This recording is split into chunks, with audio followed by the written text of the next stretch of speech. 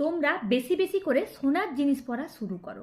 সোনা যদি পসিবল না হয় তোমরা সোনা জাতীয় জিনিস পরা শুরু করো, বা সারা দিনে তোমরা যথাসম্ভব পারো হলুদের ব্যবহার শুরু করো।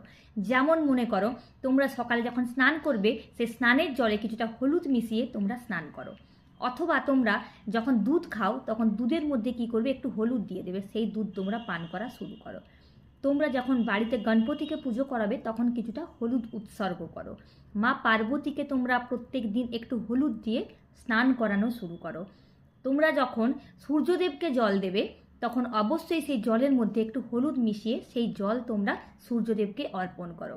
তোমরা কলা গাছে জল দেওয়া শুরু করো এবং সেই জলে অবশ্যই একটু হলুদ দিয়ে সেই জল তোমরা উৎসর্গ করবে। এইভাবে তোমরা করতে থাকো।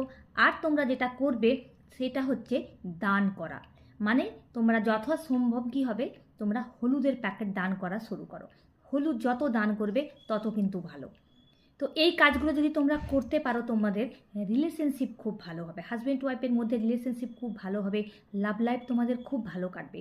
আর যাদের মনে করো বিয়ে হচ্ছে না তাদের দেখবে মনের মতো পাত্রপাত্রীর সঙ্গে বিয়ে হয়ে যাবে। তো আজকের রেমেডিটাই তোমাদের ভালো লেগে থাকে প্লিজ লাইক শেয়ার কমেন্ট করতে ভুলো না। Thank you.